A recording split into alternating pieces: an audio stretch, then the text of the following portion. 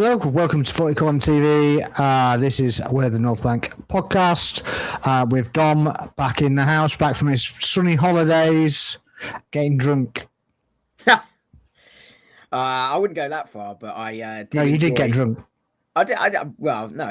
You messaged me when you were drunk, so you definitely did get drunk. What did I message when I was drunk? I had a few Ribenas, there's no denying that, but... You did message when you were drunk. Read your messages. I'm sure it'll come to you. Drew says, smash the likes up on arrival and please subscribe if you're new. Dom would really appreciate your support. Dom would and Sparx would, given that it's Sparx. You know what I mean, Drew? Indeed. Cheers for the support, Drew. Cheers for that, man. Appreciate you. Welcome in. Whoever's channel you're on, obviously you're live on my channel and Dom's channel. So, yeah. If you are on my channel watching, please do give Sparx a like. It's all good, but I can't resist making a joke out of it. You know what I mean? Because, it's what I do. But yeah, and if you haven't subscribed to my channel, then go do it now. Yeah, been a bit of an interesting day, isn't it? It has, yeah. Miles Skelly leaving, not leaving. Yeah, so we see what happens. Yeah, apparently, I put the caption up there before everything's gone on. It came from a Chelsea account, as far as I could tell. Can't remember his name now, but yeah, it came from a Chelsea account, basically saying Lewis Skelly had been offered to Man United and to Chelsea. Now, I do know that there was something in this in January. Yes. Before he signed his contract extension. Now has a contract until 2030. So I would be very surprised if he's wanting out this soon after signing a contract. Yeah. Yeah, I mean, January makes perfect sense, right? He's not in the team, not playing, etc., etc. Now makes less sense. Yes, we signed Julian Alvarez, but he's the man in the possession of a shirt. He took it over from Zubimendi, partly, I think, out of Zubimendi falling off a cliff fitness-wise at the end of the season in terms of just what he had left in the tank. But I think he'll want to fight for his place. He came through the academy. I know he briefly was at the Chelsea academy, but, and I think he will back himself to still get in this team and get plenty of minutes. And at Chelsea, there are limited opportunities this season, given there's no European football. From an Arsenal perspective, for some sense. And they got 50 players. Well, exactly. And it looks like Enzo Fernandez still wants out, but there's still a lot of players there that he's got to compete against. And I think if you're Miles Skelly, you play this season and reassess next summer if you're not getting the playing time. No international tournament this summer. As you say, new contract. It doesn't make sense. The only sense it makes would be if you're Chelsea or United, you want to sign him, and it's a way to try and destabilize him potentially. From an Arsenal perspective, the only thing you could be is like, we think we need another sale in addition to Vieira, Nelson, and Gabriel Jesus. We need to sell someone, and he's pure profit. But even then, I think that is really short-sighted, particularly given the age of our midfield. So I was actually quite zen on this. I didn't really think there was much in this one, and it looks like that is the case. Yeah, I completely. And there's another one as well, similar. I'm like, hang on. If you're a Chelsea fan, why is 90% of what you're talking about Arsenal related? It makes no sense. Well, apart from trying to either wind people up or get engagement. I think it is just pure engagement, isn't it? Let's do these messages quickly. But Simon says, I assume it's pronounced Simon. Tell me if it's not. I know you've trolled me a couple of times, but Nigel Winterburn, are you saying that one of us looks like Nigel Winterburn? I mean, I'm assuming it would be me. Cause, well, I look like a hobbit, so it's definitely not me. Yeah. I mean, you can't see how tall you are, to be fair. But, all lies for the Chelsea scumbags. I mean, it's not wrong on the Miles Skelly one there. Yeah, you put the link in there. Just make sure you're liking and subscribing to both of the channels. I keep getting a delay. Did the internet hamster in the UK die again? Probably can't stand the heat, so it got out of the kitchen. Yeah, maybe that's we've the got deal. yet another heat wave here, Tim. Yeah, that's basically what's happened. So, yeah, it gets a bit hotter and the internet gets slower because, nobody can get in a van to go and repair things. It's just ridiculous.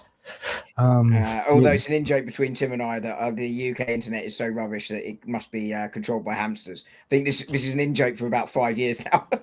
I mean, it used to be the case with our computers, right? Because it was like it used to basically be run on a hamster wheel, and it does actually seem that at times that we've gone back to dial-up.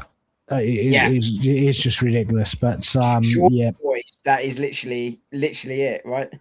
Yeah, I mean, I do think as well that StreamYard, which we're operating on, has had some issues. So you might be seeing a bit from that. Maybe it's a bit of that as well. Jerry the Geordie, 95, subscribe, top lads. Cheers for the sub. Jerry's on my Twitter feed, normally X feed, whatever you want to call it. And we're generally taking the piss out of Chelsea. That's kind of the way it goes, really. But I did post a comment. The fact we signed their former captain without making a bid. Yeah, well, I did. I posted that video and I linked it and I basically put it through on the Twitter. And Jerry said, "Yeah, very good." Very good. the right level of humor, So it was like, it just had to be put in there. But cheers for the sub. Cheers for communication on X as well, because it's quite refreshing. He's at a top times. man. He really is. Yeah, it's refreshing to have a balanced kind of approach. Just fly off the line and handle a little bit. I've had him, dangling on the end of a hook a couple of times, but I think sometimes he kind of gets a little bit drawn in, and then he realizes that I'm just playing with him. That's quite funny. Drew said, "Drop your sub, smash the likes up, people. Subscribe if you are new. Sparx will repeat." I appreciate the hustle. Thought you guys still use abacus. I mean, sometimes. I actually genuinely have an abacus at work, for real. Yeah. In fairness, it doesn't have to be an abacus. We've still got fingers. And in some parts of the country, 12 fingers. In some parts of the finger, toes. Country. I meant some parts of the country, not some parts of the fingers. That's come out all wrong. That, but never mind. The jokes begin. I mean, we'll refrain from the jokes. We'll let you do the jokes in the chat section. So, though I can't promise that there won't be one or two very boring dad jokes come out during the proceedings. I think that might be a reference to me. I know. I think we kind of fight on our own score. To be fair, I think you started doing it, and then I just kind of pitched in every now and then. So but while we're there, please make sure you're liking, subscribing to both channels. We really appreciate it. We're trying to grow up to at least 500 and beyond. We both do video content as well. So, check in the videos. Try and make sure that you watch the videos all the way through because they really help that way. Drop likes and comments on them. Just helps out so much. We could have done Lewis Skelly. I mean, his mum's his agent, and I did think that I watched the Football Terrace earlier on, and LB kind of made a reasonable point, to be fair to him, and he was getting berated in the chat section, and I was like, well, actually, that makes sense. He was like, well, his mum's his agent, so obviously she has emotional attachment and stuff. So he was basically saying, well, you shouldn't have your mum or your family as an agent because it can be misconstrued. It can be misconstrued. And Terry kind of made a point. You kind of need one of each. So it's like one's looking after the welfare of the player, and the other one, or the person, and the other one's looking after the welfare of the career. So and I thought particularly the experience that agents provide, right? I mean, yeah, if you look at agents, generally speaking, I think there is, and this is a generalization, and this doesn't apply to them all. Predominantly, the professional agents are generally interested in how much money can I generate for me and this player, and maybe less interested in the welfare. Some agents, I think, probably have the USP of, my first goal is making sure you're okay.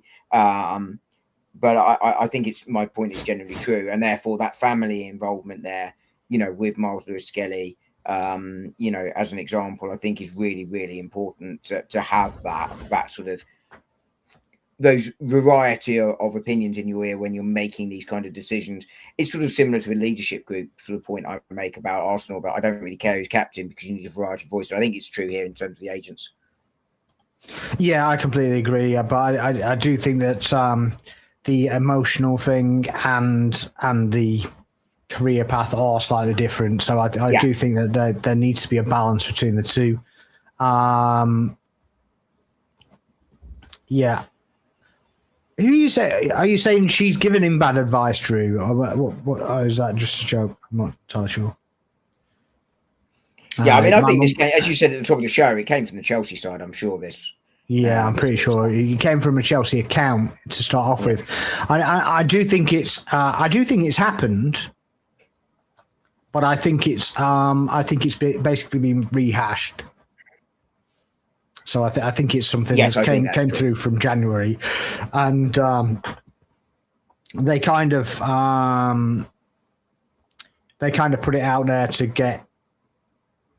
for him to get a better contract, basically, or to get a contract. So I think possibly, but also that in January his game time had been limited. To that point, you can kind of understand it. And he'd probably picked up enough minutes to pick up his medal if they did win the trophy. So I kind of some logic there. You don't have to do that anymore. Do you not? Is it? I thought you automatically got, you've got a certain number and then you can select. Not anymore. No, it's selected. No, fair enough. I think they have the same 25, and then there's 5 extra or something. Yeah, that's what I thought. Yeah. And all the coaching staff get 1.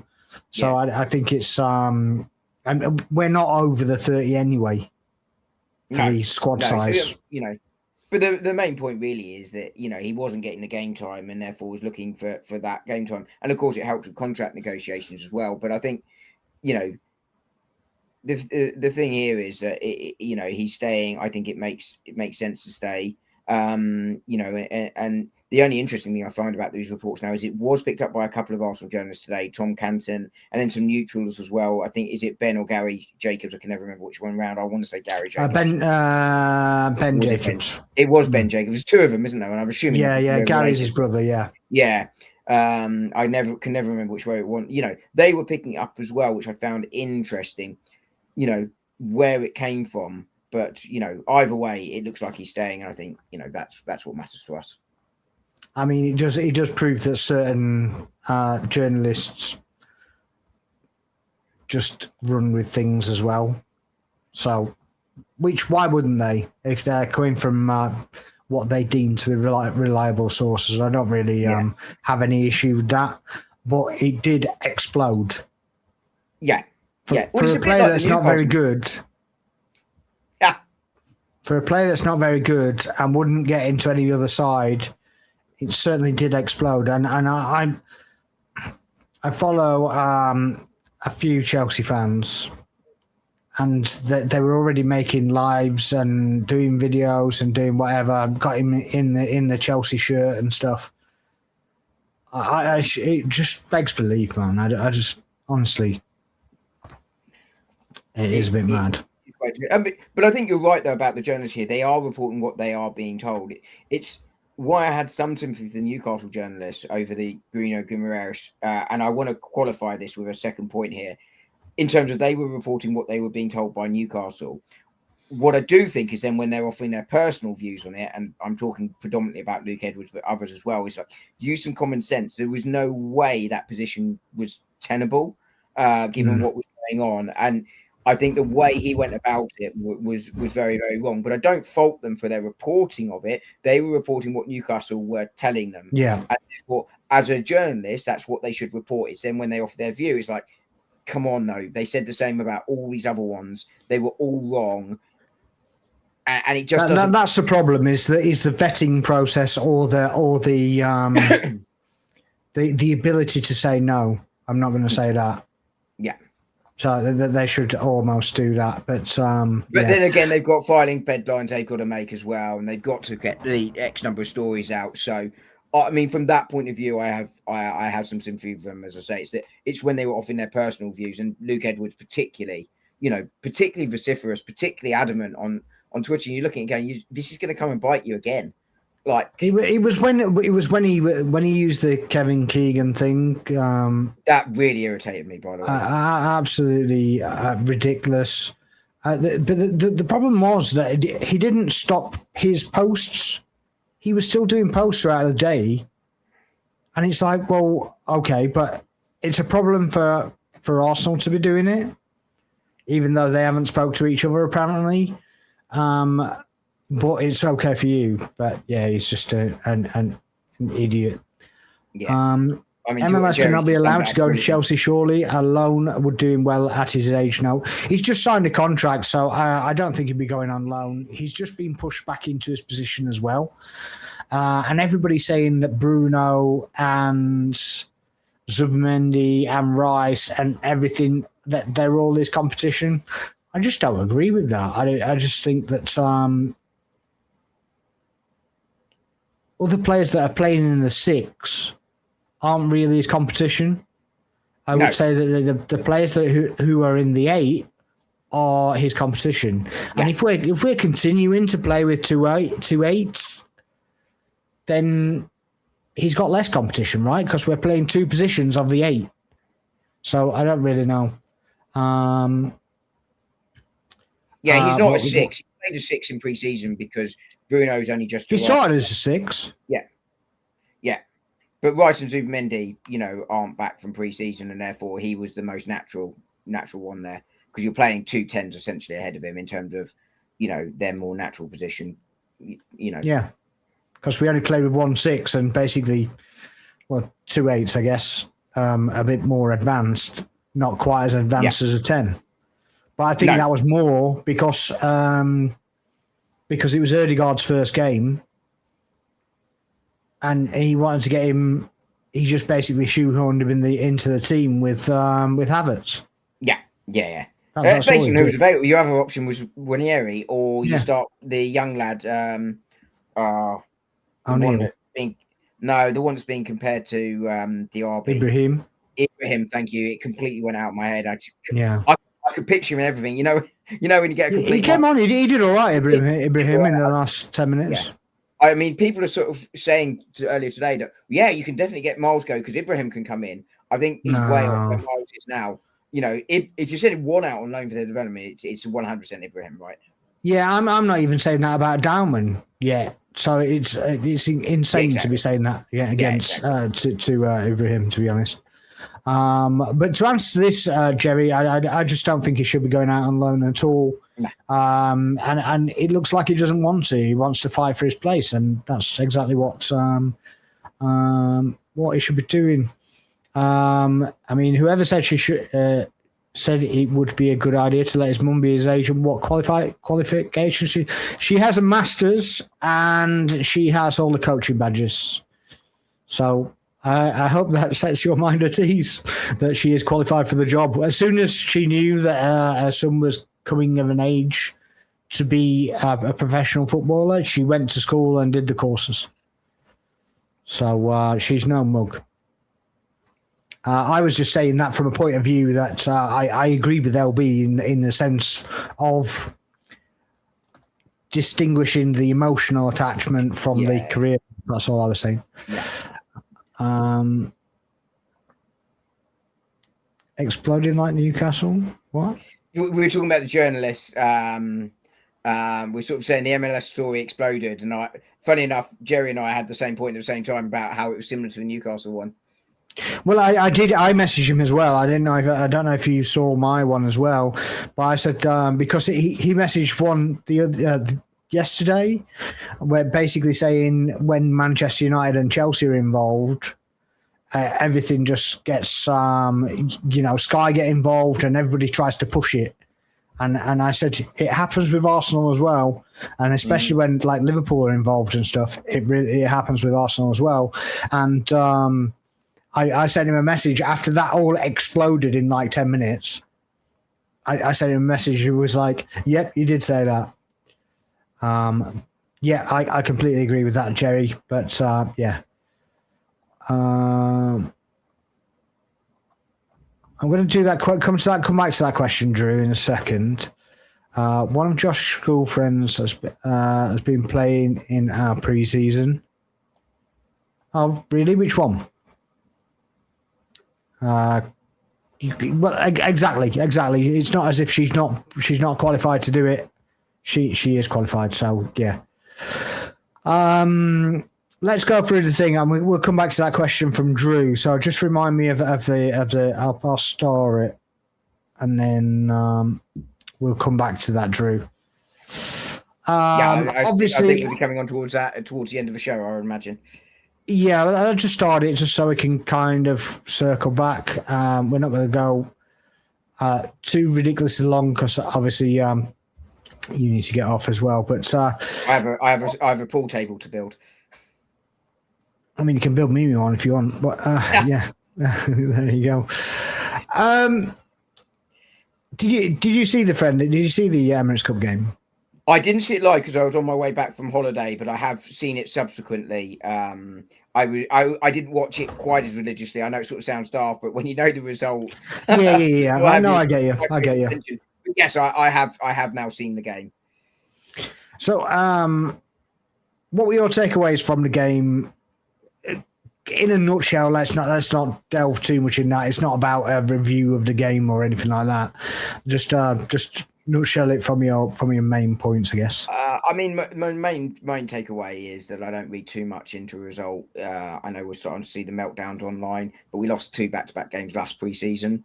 I think the second thing is that we got some more minutes in the legs, but I thought there were a couple of really good performances that we should touch on first before I sort of come on to the glaring issues. I thought Tazorlis again looked good.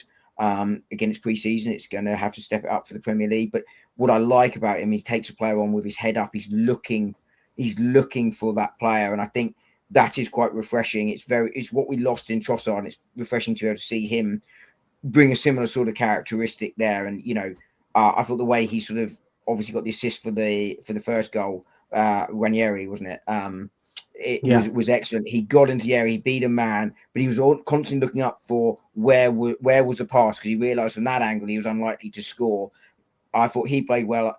I again thought Downman played well, and I thought Odegaard looked quite sharp for that 30 minutes or so. That's really encouraging because I still think Arsenal are a better side when Odegaard's playing and playing well. And it's the first game back as well. Yeah, he's had a difficult couple of seasons, but I think I've always felt that if he could sort of get over the injury niggles and get his rhythm back, that's when you start to see Odegaard sort of come into his own. So that was really promising. I think the big glaring issue really here was Arsenal defensively again. Obviously, you're missing Saliba. That's a big miss. You're obviously missing Raya as well. That's a huge miss, just because the way he commands that penalty area in a way that Kepa and Meslier can't. And look, it's not a criticism necessarily of Kepa and Meslier per se. The point really being that Raya is of such quality that whoever the backup is, it's not going to be of the same level. But I do think, and we were talking about this before we started, I do think the composition of that midfield doesn't help the defence. I thought they were too easily got at through midfield. We were sloppy in possession as well. That for me, that shots will come back, but we were very sloppy in possession, too easily cut open in midfield, but allowed them to get in positions to attack that back four, get shots away, and cause problems. I do think the return of Zubimendi, Bryce, and then Guimaraes arriving, I think will help that. You've got that natural six. For we were talking about, well, Miles can play in a double pivot, sure, but in a single pivot at a six on his own, that is not his game. It's not his area. at all. It's not where you see the best out of Miles Lewis-Skelly, so it's not to fault him, but he couldn't cover that space. And look, better sixers than him have been caught out in a single pivot as well. But I think that balance of the midfield isn't quite right. But I'm not concerned by that. But I do think that is a big part of why we're struggling defensively. So they were sort of my takeaways from the game. Yeah, I thought the first goal was kind of culpable from Mosquera. I think the second one was culpable from Gabriel, but basically doing the same thing. I think Mosquera went asleep, and Gabriel thought he'd done enough, but didn't really do anything. So just pressure on the ball, and very relaxed when there was no real. Yeah, there's no real intensity in it. So, do you think that we actually need another centre back then? I think I said at the start of the summer, before we knew about the extent to Saliba's injury, Arsenal need another defender because I'm not sure. Marley Salmon, by the way, I think has had quietly a very impressive pre-season. Yeah, I think he agreed. Looks very, very young. I do not want to be throwing a defender of that age into Premier League games. That said, I think he's actually looked better than Mosquera when he's actually come on. I agree too. More composed, at least. Yeah, almost more relaxed. Mosquera almost trying to be Saliba. I wonder if that's part of the issue. Sort of mentally, God, I've got to cover for Saliba, where Salmon's like, well, it's not going to be me, so I can just play my game. I wonder if that's part of it. But I don't know. I'm hypothesizing, but you don't want to be reliant on a player like that. I think he's sort of the number 9 defender, play some League Cup games, etc., etc. But I do think we need one. My thought really was a left-sided player, whether that's a centre-back or left-back, because that's where Miles Lewis-Skelly has vacated to go into the midfield. Ideally, a younger profile, but I wasn't against sort of a player sort of 32 and above, sort of coming towards the end of his career either. But I think I can understand why we're being linked with right backs, right centre halves. Jules Koundé linked today. I quite like that link. Probably around £50 million. I would have thought gets Jules Koundé. Do you think if that happens, do you think White goes though? Because obviously, there's talk of him staying now, and obviously, if he stays, it's basically for cover for that position and the centre back. If you get a Koundé who's basically a White or a Timber or a White, that kind of ilk, do you think White gets sold as well? I think in a world where you bring in someone of the caliber of Jules Koundé, I think you are probably having to say, okay, we are going to sell Ben White. I am not against the sale of Ben White because of his injury history, and with Timber slightly struggling as well. I'm not, as I say, opposed to that. I'm not rushing to sell him, don't get me wrong, but I'm certainly not opposed to it. And I do wonder, in a world where Jules Koundé is the arrival, whether we see Arsenal look to do a double arrival in that sort of defensive space, because we were linked with I think his name's Julian Say. Let me just check his name. I've got it here. Joachim Say. I got the right for initial. A left back out of Club Brugge. That suggests to me if we're looking at both of them, then we are looking at defensive exit, and Ben White is the obvious candidate there. Let's see whether it's one or two. But I wonder if we're starting to see some interest in Ben White that hasn't been reported yet. But I do think, to your question, we need another defender for sure, because in my mind, we've got 7 plus Salmon plus Miles Lewis-Skelly. But though, Salmon is young, Miles Lewis-Skelly is kind of more of a stopgap, really. And with Saliba and Timber struggling and Ben White's injury history, I think that leaves us short. Yeah, I mean, I do think that a lot of our outgoings will be a lot later in the window, to be honest. I don't think I think we're in the outgoing window now. Yeah, that's kind of maybe just starting, because we're about a week away from the start of the season, aren't we? It runs 3 weeks into the season. That's it. Yes, it goes slightly longer than the World Cup this year. Yeah, so I think it's 3 weeks into the season. So, but yeah, I do agree. It's kind of getting to that point, isn't it, where people are or teams are now down their lists, so their first priorities they've sounded out and they can't get him for any reason, or they've gone elsewhere. You know, B list might be there. They might be on the C list by now. So also probably players where there isn't necessarily such a big market for them, so they can leave it slightly later to see what else becomes available. Yeah. You know, so let's say Gabriel Jesus, for instance, was top of Napoli's list to replace Lukaku. Lukaku's now going, so they're starting to move to that. But also they might be going, oh, do you know what? Actually, suddenly a different striker, you know, has become available. Let's say Ollie Watson, and he's interested in a move. Watkins, sorry, is interested in a move to us. Actually, that's preferable to Jesus, you know, because we could wait to see what became available. You know, but he might have been sort of their ideal replacement earlier in the window, but it wasn't something that needed urgently doing. And I think that's where we are with the likes of Vieira and Jesus and Nelson. Yeah, Drew, so just as we're on that anyway, what will we get for White, and how much of the 50 million can we retain back? I mean, I don't think he's actually... There's nothing owed on him anymore anyway. No, everything now is profit for us. So it's profit. So that's not how the books work. So it's once you paid the fee, then everything else is profit. So we paid it off because of the length of his contract. Like, yeah, you know, so it's amortized over his duration of his contract. He had another contract since. So essentially, we owe nothing. So he's pure profit. In terms of it, it's like your mortgage on your house. If you've got a 50 grand mortgage and your house is worth 100 grand and you pay the 50 grand off, I don't know, in 15 years, it's worth the full amount, isn't it? You're not paying a debt anywhere else. So, but I think between 25 and 35, I would have said. I think slightly lower. I think 20 to 25, maybe 20 million with add-ons. On top He's had the captain's armband now, though. Wow, in that case, he's worth 100. No, worth 115. But yeah, I mean, you know, that I think 20 million then with add-ons, because I think you're looking at the likes of Everton, who have money now, by the way. Everton. You know, with the new stadium starting to come in, I know they're paying that off, but you know, they've had two takeovers as well, haven't they? Yeah.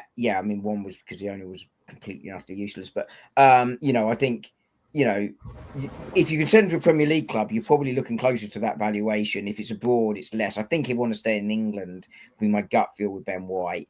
But again, that might limit your market because it might be that there's only one team interested in him. But I think 20 million is your base, and then you put add-ons. Given his injury history, that's how I would want to structure the deal as a buying club. If I was them, and I think, you know, well, we always say, well, we're Arsenal, they pay what we're given. Well, history says that's not true. Given that Oxlade-Chamberlain is still highest exit. Yeah. Also, you know, that's fine. They can walk away and go and find other targets. If, you know, might not be their first choice, but if, you know, you do have some power as the buying club because no one's forcing you to buy. Yeah. Drew also said, I'm happy Ryder is back. We should see him start tomorrow. He certainly needs to play. Our last two preseason Charity Shield, he hasn't played since the last game of the season. Well, he hasn't been allowed to be honest. So he had to take a 3-week break. So yeah, I think the point being that he's rusty and therefore needs to match. Of course, he's rusty. I wouldn't be surprised if there's a behind closed doors friendly as well. No, I wouldn't be either. I wouldn't be at all surprised if there's something like that organised. So obviously we got touted with Konsa as at centre back, also plays right back. And we also got touted to this guy.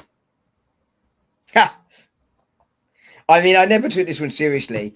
My first thought though I genuinely thought it was a parody account. Like, I honestly thought it was a joke. But it does show that we're looking. I think there's two things here. This is the sort of conspiracy theory part. Is that Saliba is going to be out for longer than we think. But secondly, that we're after experienced, ideally Premier League players Koundé, I know, is not experienced in the Premier League, but is an experienced defender. Konsa obviously experienced. This guy, but I think this was really pushed through the Tottenham and Romero's camp, not Tottenham, but Romero's camp. Romero's camp to push it through for Atletico or whatever. I imagine Arsenal did do their due diligence on him. Look, I think he is a really good defender. I think when he is playing well, I think he really is a top class defender. The problem is his rashness. When he loses his head, he properly loses his head. Now, you could argue Arteta was like, I don't worry about that because I had that with Gabriel and look at him now. But I think Gabriel's a lot younger and I think he's matured, whereas Kuti,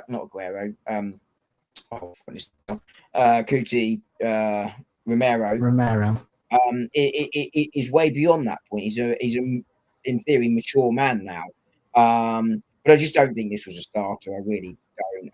And I'm glad it's not happened because of that rashness on the field and his character flaws off it as I see it. So I'm delighted this hasn't happened. I'm not overly jumping at the bit for Konsa, but I can understand that that sort of rationale from Arsenal, particularly as you said earlier, Mosquera, who I really like as a defender, slightly struggling at the start of this pre-season, but you'd expect that given his age and what have you. He's going to have ups and downs in his development. Do you think that maybe they've just looked at those kind of edgy performances and just gone, we can't afford to do this, we can't afford to risk it? I do wonder whether there is an element of that. Arsenal desperate to retain the title. No, a good start is going to be important. Look, I think we're going to see odd results in the first few weeks of the season because tough start Arsenal, as well. Tough start for us, and we're probably about 2 weeks behind in our pre-season prep simply because the players are only just returning now. And Arsenal are more affected by the World Cup than anyone else. But I think we will see some odd results as a result of that. But Arsenal want to drop as few points as possible, and therefore, a player like Konsa with that Premier League experience and more experience will really, really, help minimise the risks associated with the start of the season. It's why we went for someone like Madueke on the right instead of Nwaneri. I know he wanted to play inside, but it was that Premier League experience and that little bit more experience. And you do need a bit of that if you're going to win the win the league. And I think that might be a similar thought process here behind this right side of the defender we're after. And he can play right back as well. So obviously that is coming to the fore as well because obviously the Koundé links you beat me to. It's all right. You just steal the thunder of the show. Yeah. So, on the plus side, at least you can tell it's not pre-planned. What's that? At least you can tell it's not pre-planned. No, you can't tell. You can tell it's not pre-planned. Unfortunately, you couldn't script it. It's for me, I think Romero's completely out. I wouldn't mind the player. I don't want the man, if you know. The man's the attitude. So, what about his rashness, though, in terms of his player? Do you think that could have been got out of him had he arrived? I mean, it's Xhaka 2.0, isn't it? Yeah. I don't need another one. It was exactly the comparison I made with Xhaka 2.0. And it's his age. If he was 22, then you'd be like, okay, maybe we can get rid of that. But at 27, is he? I think it's 27, 28, isn't he? Yeah. I just think he's left in spots. Yeah, absolutely. And I mean, is it? Konsa's the same age, isn't he? 28. Yes, I'm sure he is. Yes, but certainly similar age. I don't want either of them. I will be completely honest with you because I think Konsa would be too expensive. But then what price do you put on? I can't get to 60 million. Yeah, 63.1 it was saying it was, and I just don't know where you get that figure. I just can't see us paying it. No, sorry. We you've cut out a little bit there, and I think I might have spoken over you, but I agree on price. You can't pay that. Not for him. I watched him in the World Cup, right? Because I was like, and I watched it on purpose purely because he was at the side of Gehi, and we all kind of said that he needs to be next to a unit, next to an aerial defender, and Maybe he'd look better next to Gabriel. Maybe that's the thing. Maybe what because Gabriel is excellent in the air.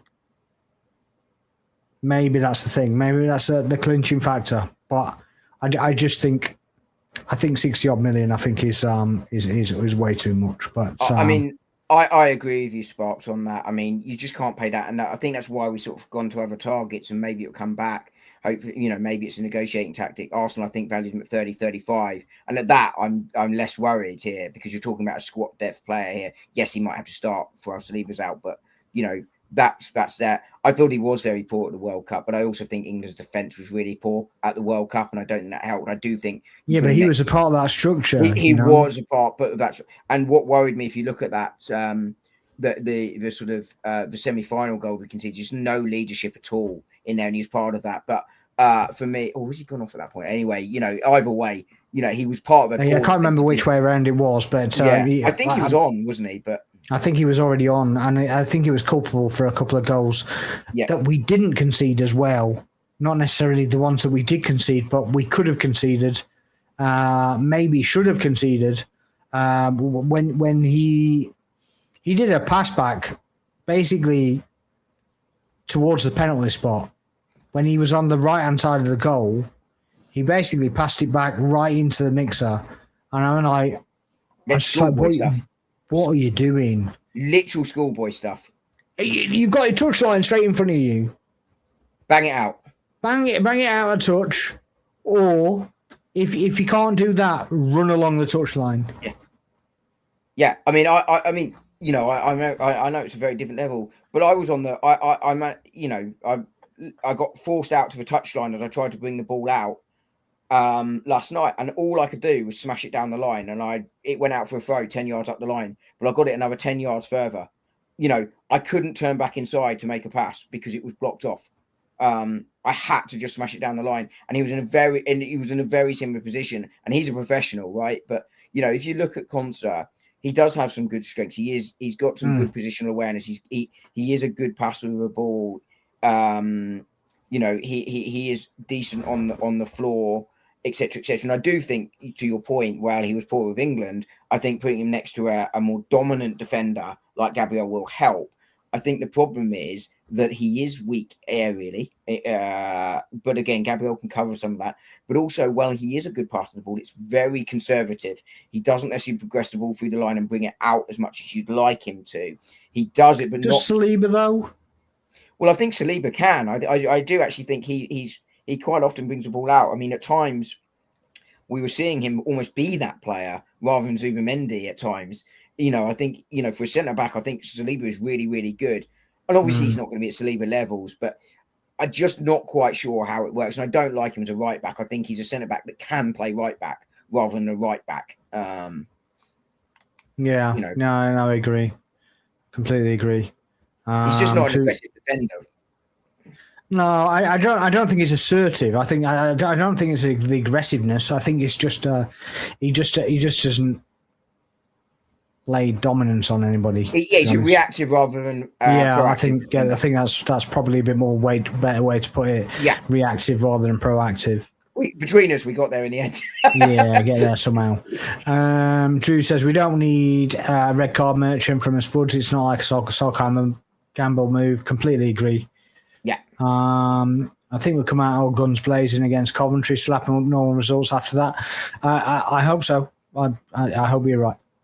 I mean, you lose that game, and it's not the end of the world in terms of your season, but the meltdown online will be really bad, and that's where it could unravel the season to some extent. The thing is that obviously the believers will then start, not believing from that point of view, because obviously that's a game you should win. Yeah, look, 100% is a game you should win. Look, I'm not saying it's a difficult game. Arsenal must, it's not like they're playing Man City or anything like that. I'm definitely not saying that, to be clear, but they're going to be well up for it. Their first game of the season. Arsenal, as I said, it's going to be a difficult start to the season because we're a couple of weeks behind in preparation because of when players come back. Yeah, the Coventry game is an absolute must win. I think so, but I think it's more of a must win simply because of you're going to hear the massive critics come out so vocally again that it can sort of disrupt some of that togetherness, which I do think is really important for the players and everyone associated with the club to sort of be working together and to sort of support that narrative. And that's why I think arguably it's more important necessarily than the actual game itself. It's that reaction online. Yeah, which shouldn't be the case, but it is. Yeah, I mean, the pressures, I mean, there's a different kind of pressure now, isn't there? Because obviously we haven't retained since the 1930s. Even me and you never seen that one. So, you know, it's a new area of it's a new challenge, right? Challenge, that's it, yeah. It's funny you mentioned our age, actually, because obviously you don't play for the team I play for. But last night we were playing a side that their starting team of it was 6-a-side was younger than our 3 players on the bench. Their entire 6 plus their subs, actually, they were younger than our 3 subs. I'd have just gone home. We won. I'd have just gone home at that point. You just see the age on there. I'm off, mate. I'll see you later. We beat him. Yeah, well, nice. How times have changed in the transfer market. 20 mil would have got you a world-class player back in the day. Now you have to pay over 100 million. Well, back in the day, there was 1 million, wasn't there? You know? Yeah. Trevor Francis. Eric Cantona, by the way, was signed for $1 million by Alex Ferguson from Leeds, wasn't he? Yeah. Schmeichel was similar. Wasn't Anelka 500,000? Yeah, I thought I was going to say 6, but yeah, 500,000, I think. Yeah, I think you might be right. He's certainly under $1 million. Yeah, and then sold for about 22 million, I think. Yeah, in the end. So yeah, been and also fancy 85, 86. I don't go back as far as that because I wasn't following football at the time, but and I was 1/2. I was 92, 93. I was. Yes, I would have been around then. I think I was 7, so 91. Yeah, 91, 92, somewhere around there. Yes, so there you go. Obviously, the rumor mill still goes on about Alvarez, which is obviously on our caption, and you guys can get involved in this in the chat as well. And whether you think Alvarez would come to us, whether it seems like the Barca deal is done. Do you see it that way, or do you think done? You mean it's in over, right? It's not happening. Over, as in they won't sell to them. But then he hasn't started kicking and screaming yet. I believe that they came back to training today or yesterday. Yes, yeah, he was due to meet with the hierarchy, wasn't he? Today or yesterday, yeah. Yeah. So, what do you think will happen with the Alvarez? Do you think we get another forward? What are you saying? I mean, Arsenal, I think, if anything, just to placate the fans, will need to bring in a forward. I do think we need to be careful here is that we're getting a player that we think we can work with rather than just getting a player. But I don't think Arsenal will get someone they don't think can work. I think, especially as they're going to be spending potentially big money here. And I think, I don't know if we're going to mention Neto. I want, if it's a player we bring in, I want it to be a starter. I don't want it to be a squad player. Yeah, there you go. I do think Alvarez is probably now going to be one of the top players on that list. I think him and Yildiz are probably the top 2 targets. If Martinelli were to go, and there are links, that might facilitate both arriving in potentially. But I think Alvarez is definitely there. He had a poor season last season, poor goal scoring numbers last season, but I thought Madrid also struggled. I think he can play. I actually, funny enough, think he's better playing in off the left than he is as a centre forward. Funny enough, I thought he was excellent for City playing in that position. I still think it's his best position, despite the fact he wants to be a number 9. And I think him playing off the left, you know, if he was a left-hand option, well, he's not a natural fit. I was thinking about this the other day. I think that could be really interesting how him and Gyökeres in particular would operate, because I think you can see them interchange. And we were talking about this with how, I think it was you and I talking about this, how I want to see Martinelli make more of those runs inside as Jokeris went outside. I think that could be really quite effective. So I think they are probably two of the sort of priorities there. I think the problem would be, does he want to play number 9 and not play out wide? I think probably, that could make it an issue for us. But then, does he want us? Would he rather play on the left wing for us rather than stay at Atleti? That's a possibility. But also, I think you're looking in a position here where the big concern is he going to push in 12 months, 24 months time to leave for Real Madrid, Barcelona, and then you end up doing something? I'm less bothered by that, because actually we generate good money for him anyway, as long as he's not a pain in the arse about it. That would be my only concern with that. Yeah, I'm completely on the same page. I would say that if he wins the Champions League, I really don't care. Yeah. I'd be like, well, you did what we expect you to do. This is what we paid for you. This is what we expect to get back. So long as the fee is assured, and there's no, like you say, no paddy, no whatever. I'm fine with it. I'll be fine with it. But thank you very much. You did your job. You did what we wanted you to do. Much like I've seen an interview with Van Persie today, where he's basically saying, "Oh, he wasn't offered a contract and this, that, and the other." He was offered a contract, but because he decided he was looking elsewhere, they pulled the contract. Yeah. So he did get offered a contract. It's absolute nonsense what he puts out there. Revisionist history, right? Yeah, but the other thing is as well is that he's going on about we didn't achieve this, that, and the other. Yeah, the only time you actually stayed fit, mate, you won Man United the title. So if you'd have stayed fit for us, you might have won us the title. But we'll never know that, because you never stayed fit for us. So spend all your time on the injury table and then blame the club. Well, I'm sorry, obviously you're not doing your own conditioning any good whatsoever. There's also the fact there, what are you trying to achieve with this narrative, Robin Van Persie? Because you're not going to change it from our point of view. I think he is trying to change it. He's trying to change people's opinion. I think it is revisionism.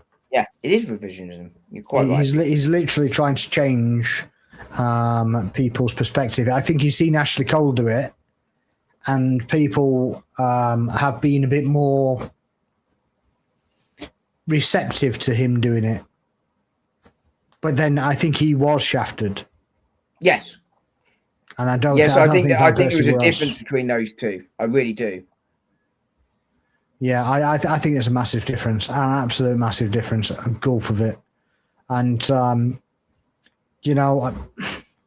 felt a bit sorry for Cole actually, but not fully, because obviously he still did what he did, but I still feel sorry for him a little bit. Yeah, absolutely nothing for Van Persie. That's the first shirt I ever ripped up, and first and last shirt I ever ripped up. That. Yeah, I think there was a big difference between the two. Yeah, it was in his pomp as well, and hadn't as you say, Ashley Cole was ever reliable for Arsenal. Was always did his bit for us in a way that Van Persie didn't, and yes, he left in the way he did. It wasn't a good way to leave. Yes, I think there was some truth to, he wanted to go and win trophies. And to be honest with you, I kind of get that given where Arsenal were at the time. But I think, as you say, he was also I don't think the club did right by Ashley Cole either. No. And therein, I think, lies the difference between the two. Whereas with Robin Van Persie, I think the club did all the right things by him, stuck by him through thick and thin. And then he did that to us. And I think... Yeah, spent all that time on the treatment table. Yeah. Every international break, every single one, did he come back with an injury. And the only time he didn't was when he went to Man United. Yeah. And I swear that he played injured. What's that? It can't be coincidence. No, I mean, he played injured. Yeah. He played injured for them, and he didn't do that for us. He didn't feel it necessary.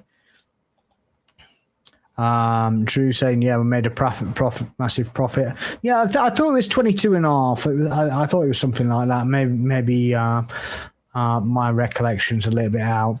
I'm an old fart now. I was 47 on Sunday. Well, happy birthday for Sunday. Indeed, I'm older happy than birthday, you. Trick. So yeah, I'm 50 next. So yeah, really excited to. You're nearly 50. Yeah, 50 next year, February. Oh, blimey! Well, happy birthday for that one. You're looking good for it. Yeah, well, try. Face for radio, though, innit? Drew says, I'm really excited to see Bruno in the midfield as he is already Prem proven, so it doesn't need any time selling.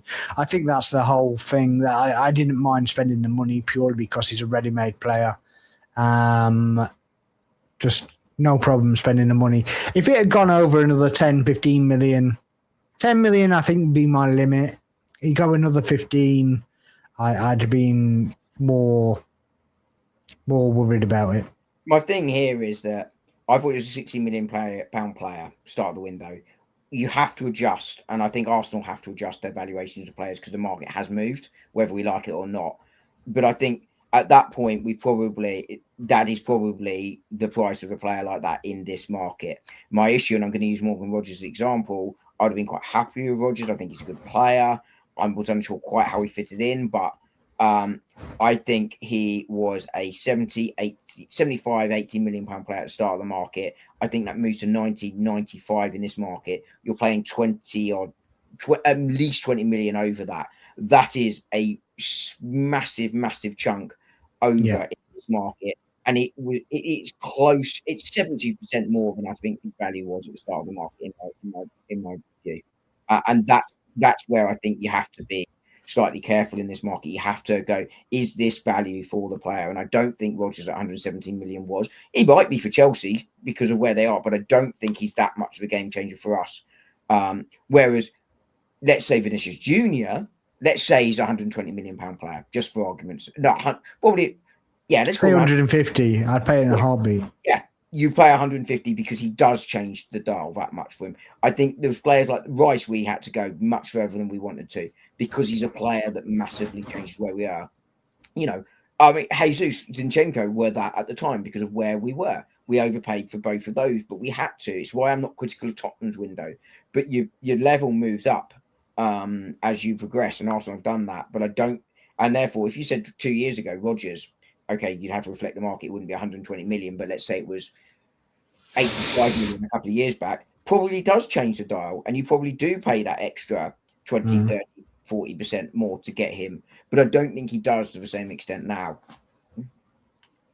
Yeah. But I mean, for me, as well, I wouldn't swap Gyökeres for him.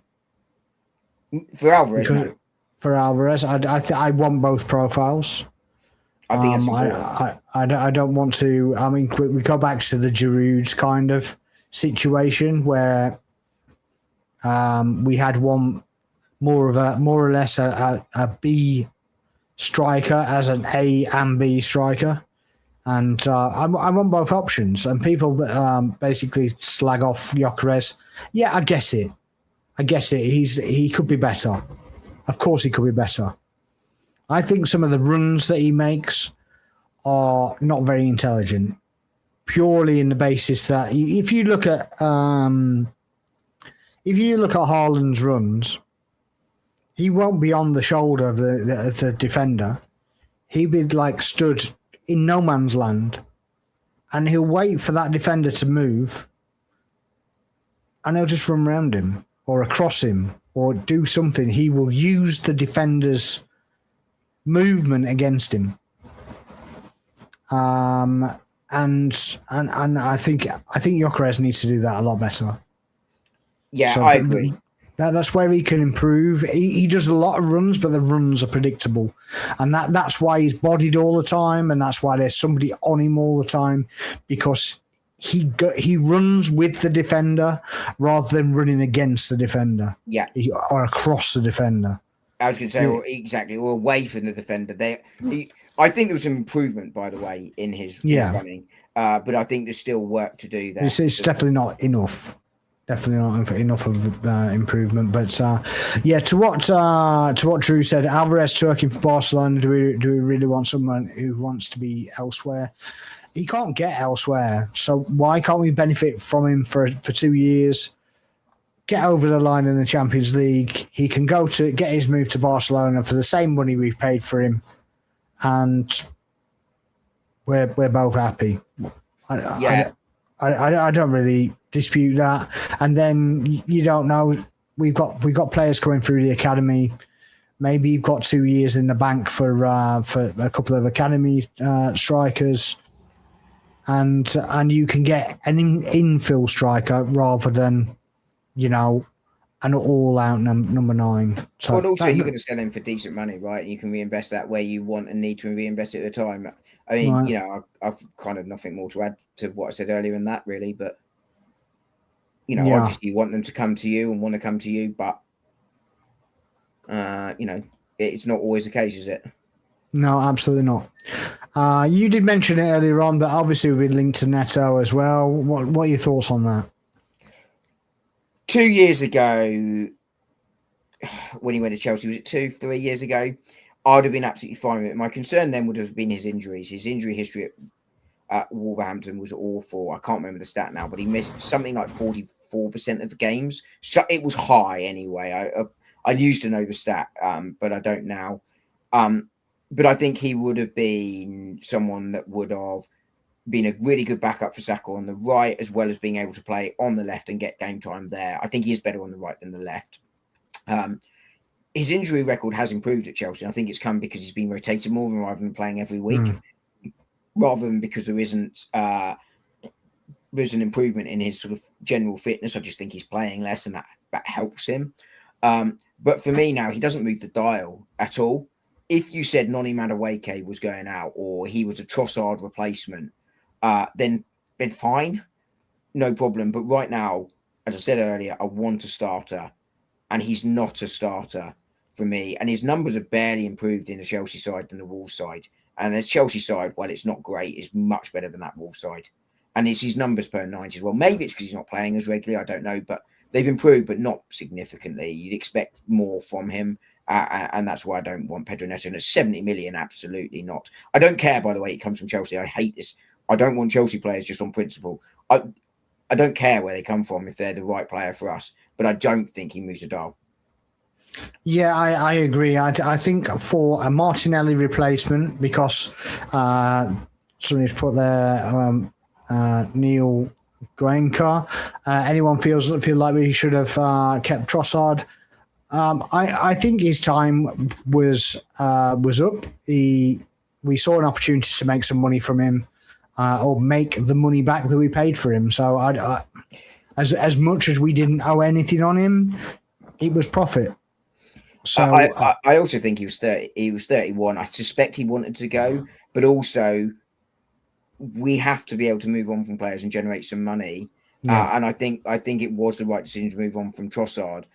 And Tazorlis, he's a bit of a gamble. I like what I've seen so far, but let's see how it goes. But I do think we had to get younger in that squad position. Yeah, I agree. And I think if you got a sub, I mean, let's be honest, both Martinelli and Trossard, we all complained about that they're essentially subs. So, all right, yes, he did some clutch moments. But when he scored, I think it was the goal against West Ham, he hadn't scored since January. Yeah.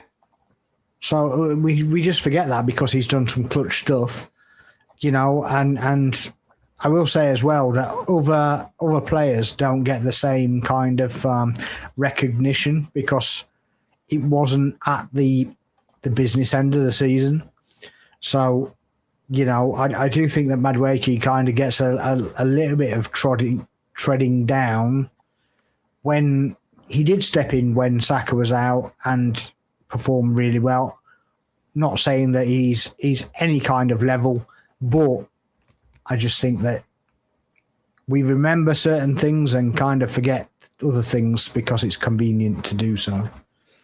Yeah, I agree. I think that's right. Look, if Neto was a replacement for Trossard, then again, fine.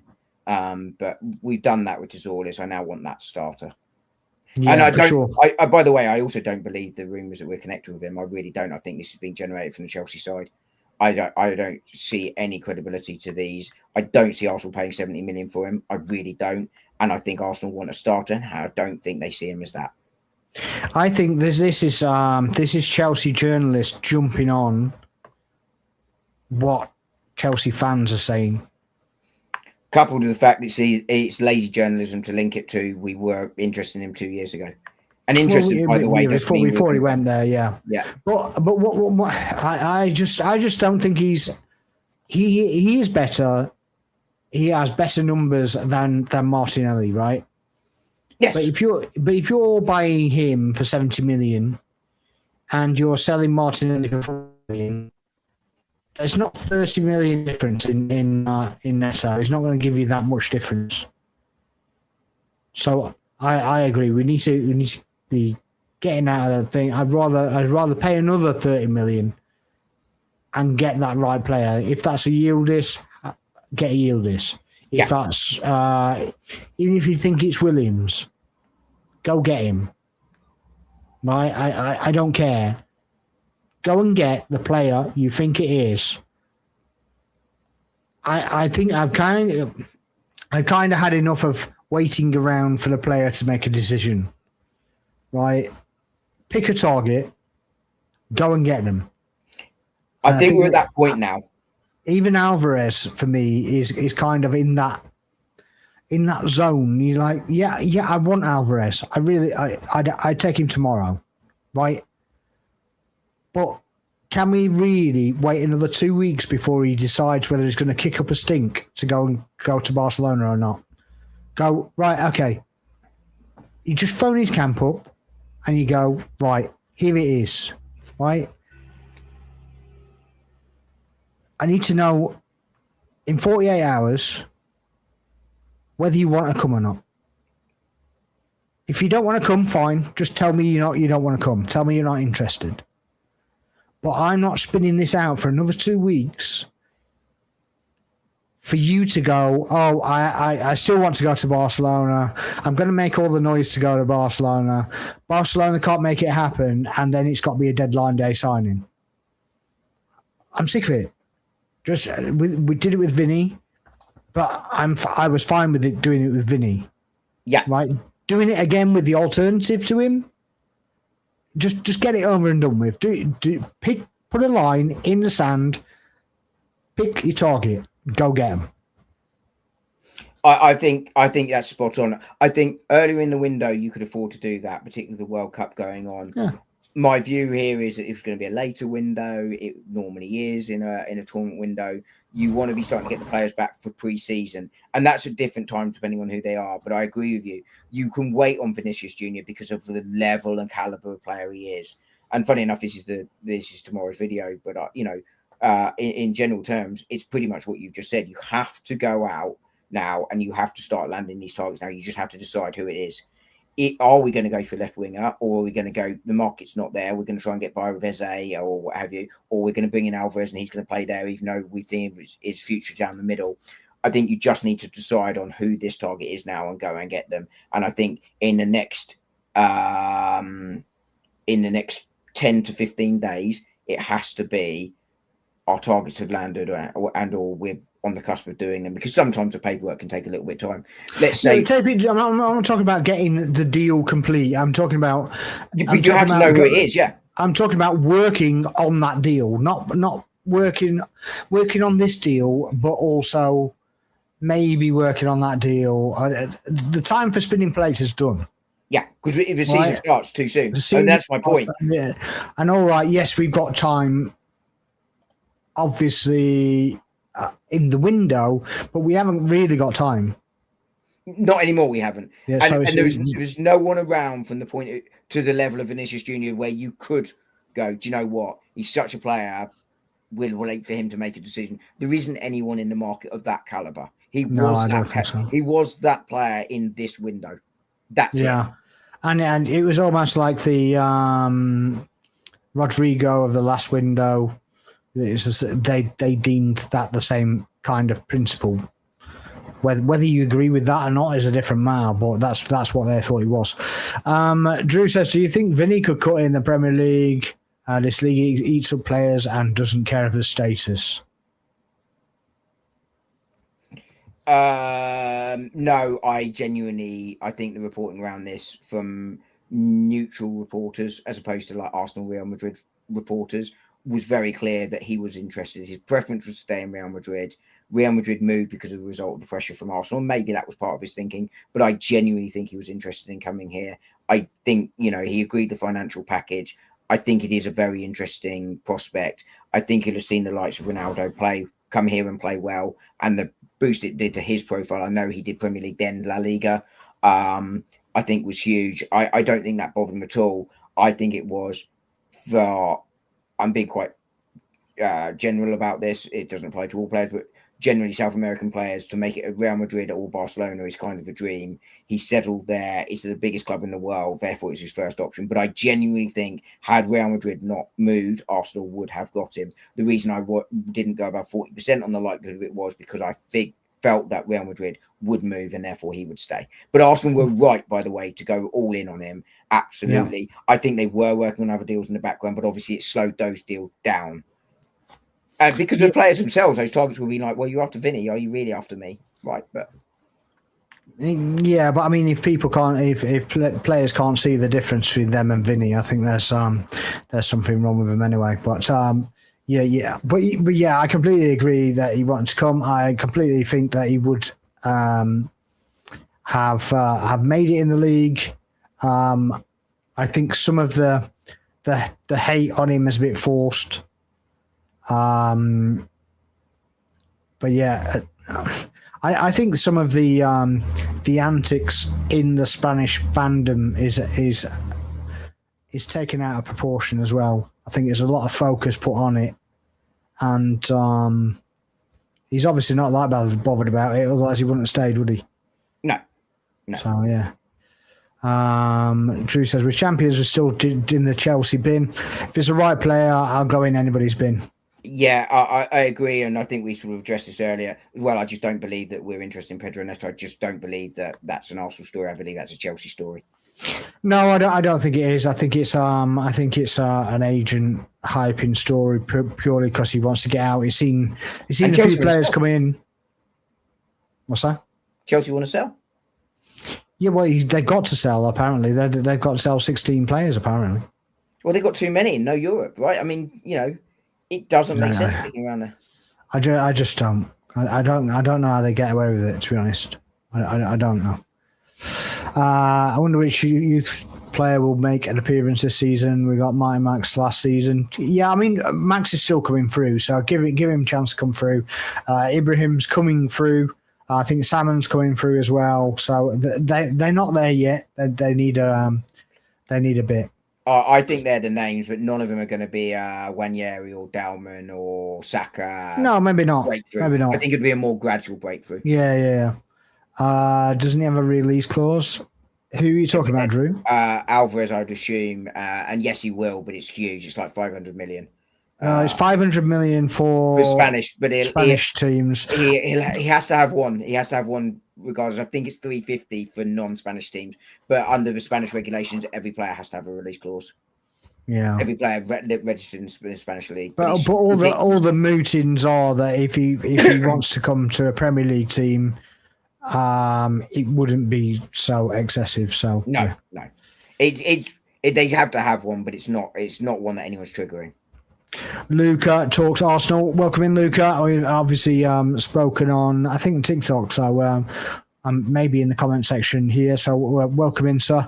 I dropped a sub on your channel as well, so I did see that you haven't done anything for a little while. So maybe you want to start that again, eh? Maybe it's a closed season thing. You just stop at the closed season. Maybe that's what it is. But hey, Luca, by the way, sorry, I didn't want to interrupt Sparx mid-flow, but hope you're keeping well. It's all right. Just interrupts me, it's fine.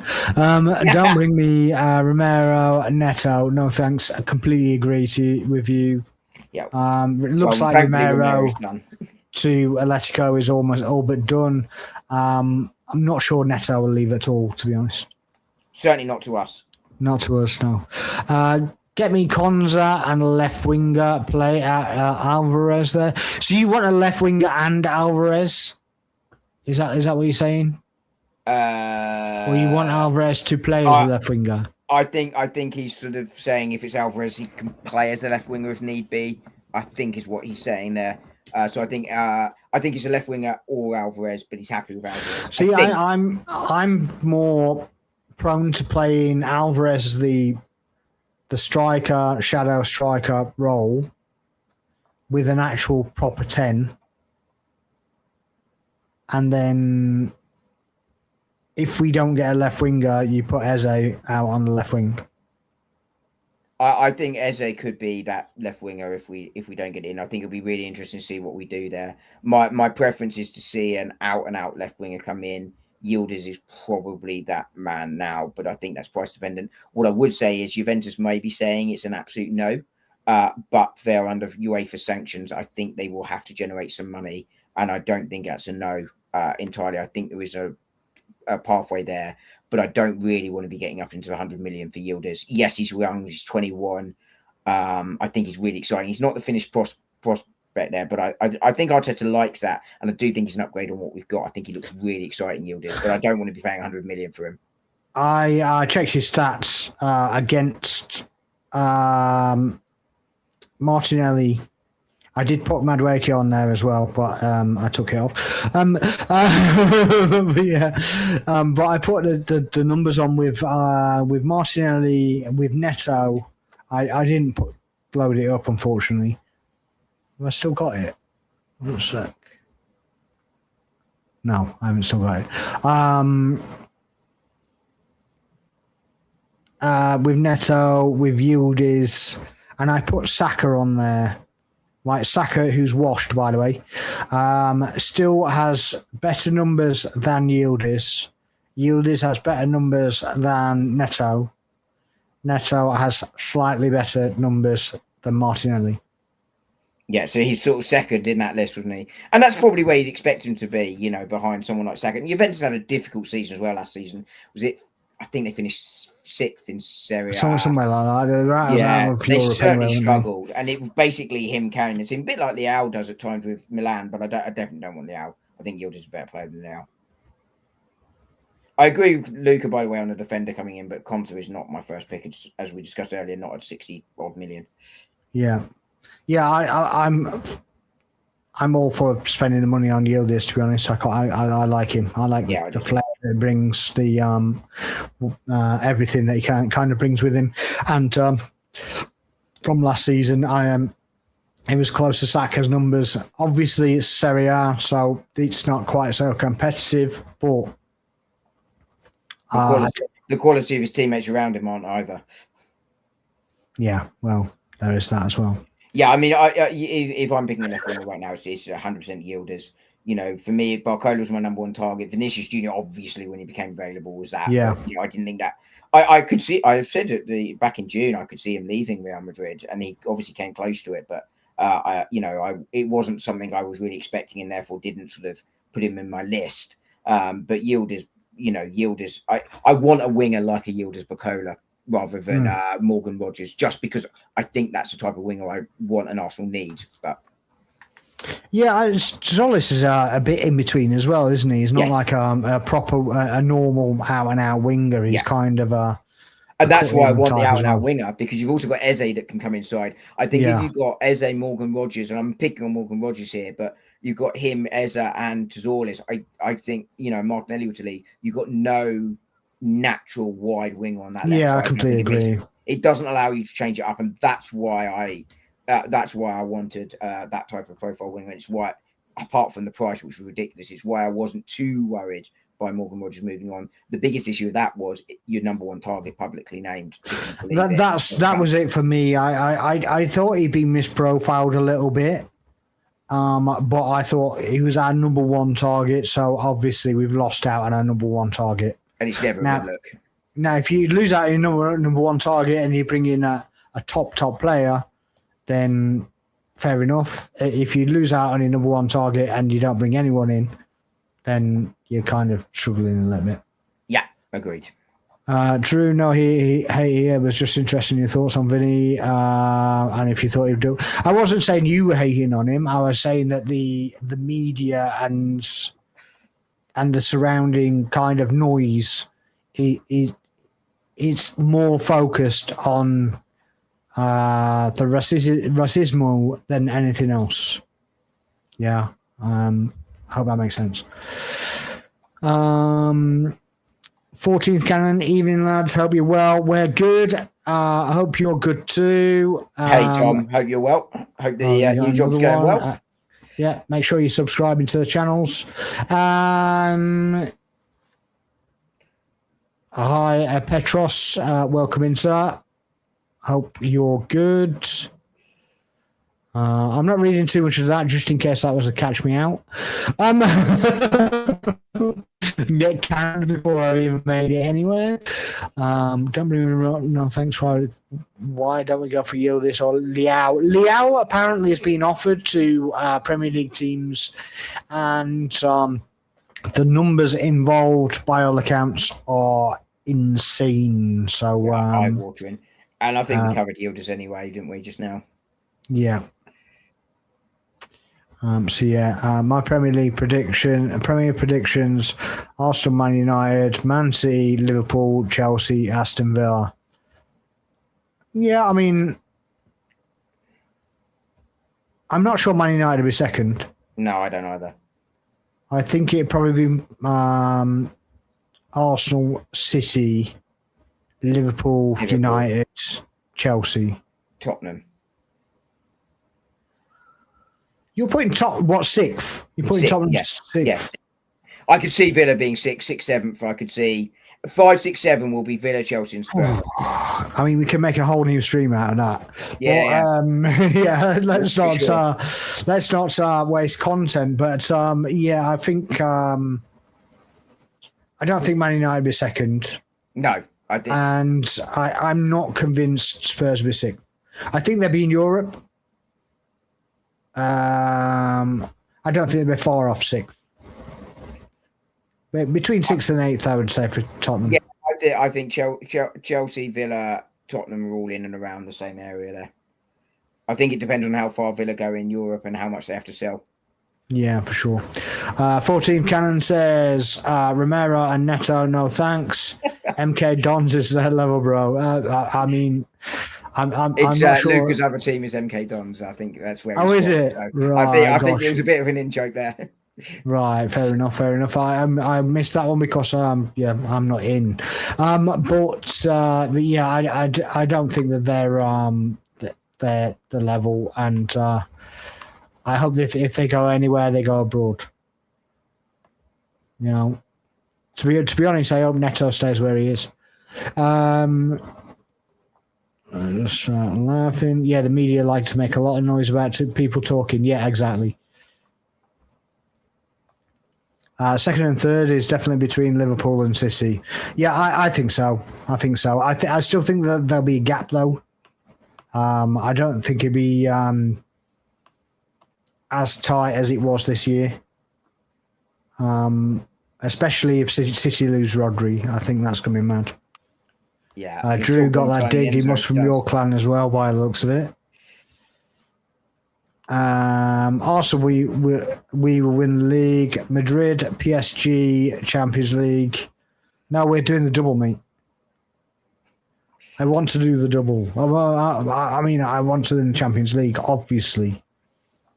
Yeah, I mean, PSG going back to back twice. That's like unheard of, isn't it? Only Real Madrid have done that. Yeah, Zidane's Real Madrid, I think, in the modern era, certainly. Yeah, only Madrid have done that, and that was with the Galacticos. Yeah.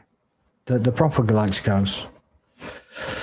FA Cup, not sure. Yeah, they can fight out over the FA Cup and the League Cup. I don't really care.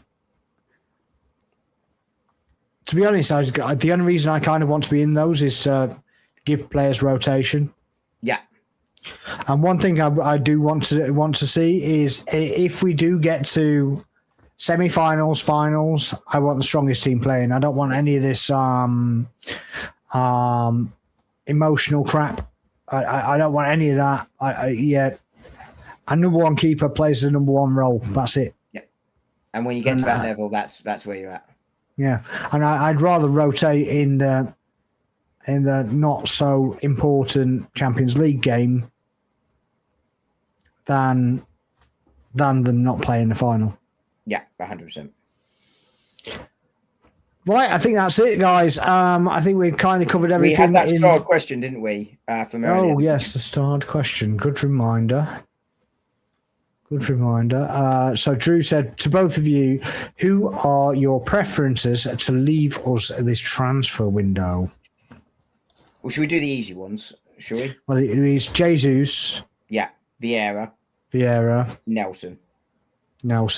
All three should go. If we get an able replacement, White. Yeah. If we get an able White going based, if Koundé were to come in, I'd be comfortable with White going as long as we have to get we still need another defender. We have to get an able replacement in. What you're saying is we have to get a centre back and a right back. No, I'm saying I think we need 8 defenders, and I think right now we have 7. So I think if White were to go, you'd need 2 in, but one of them could be a younger profile. So you got Timber, Koundé, Mosquera, Hincapié, Calafiori, Gabriel Saliba.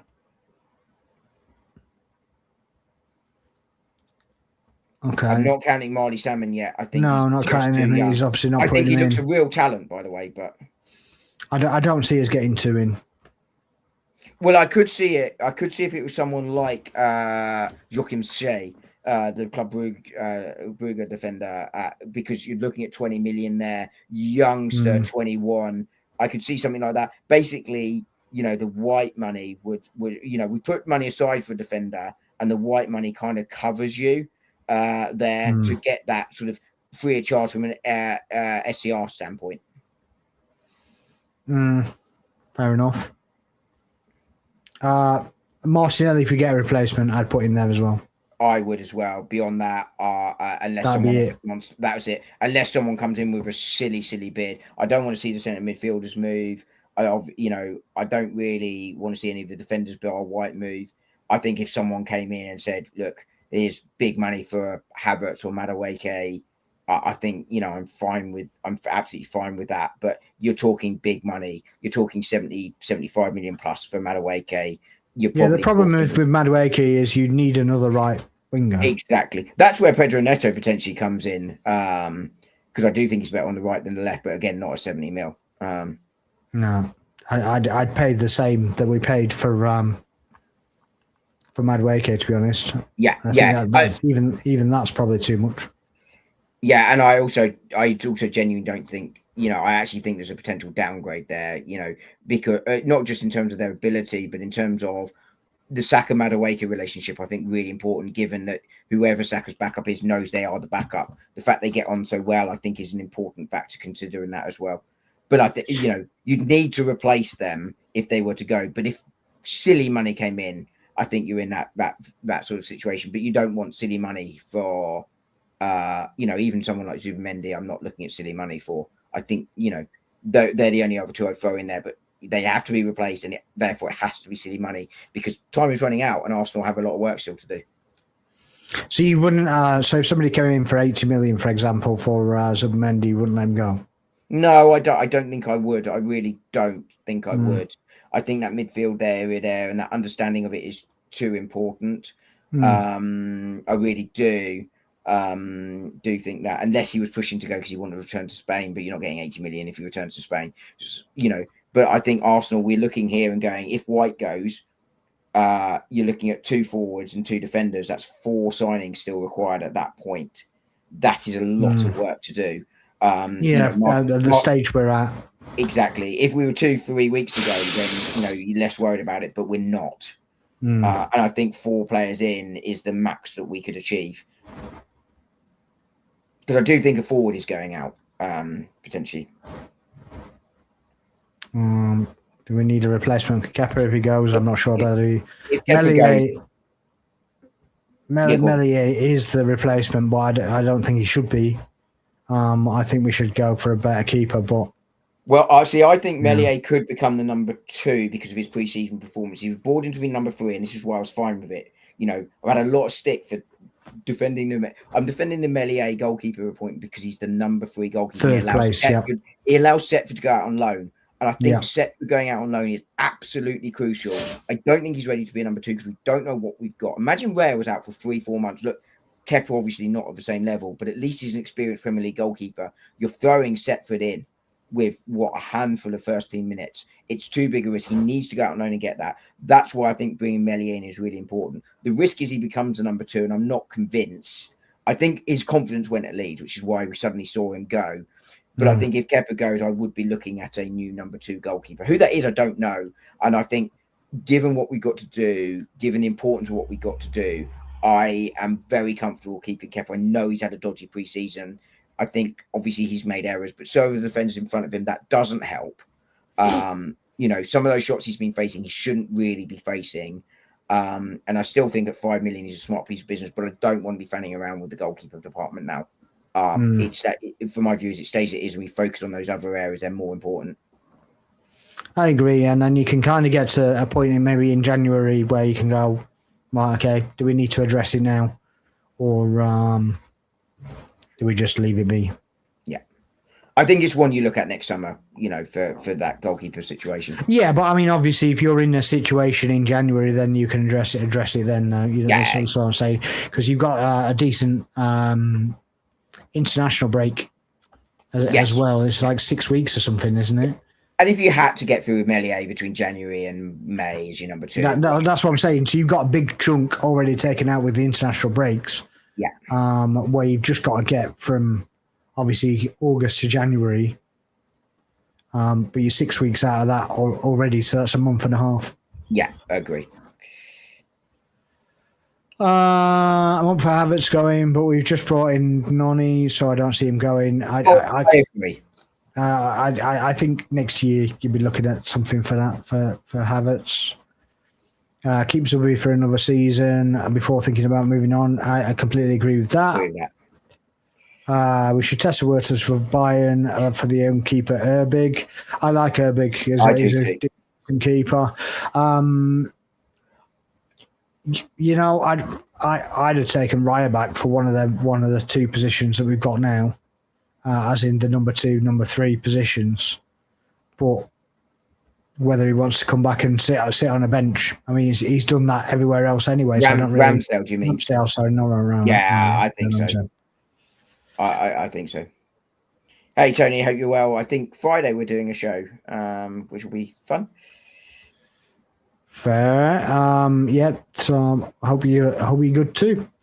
Yeah, you come in just as we're just about to finish. So good timing, I guess, or good timing or bad timing. Not entirely sure. But anyway, thanks everybody that's been in the chat. If you are in the channels, please make sure you're following, subscribing, liking, commenting to any of the content that we've kind of got in. Answer the questions in the bar below as well. Alvarez to Arsenal, yes or no?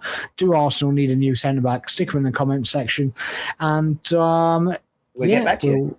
We'll get back to you. We'll talk to you on the captions as well. But yeah, in the meantime, that's all from us, and we'll see you on the next one.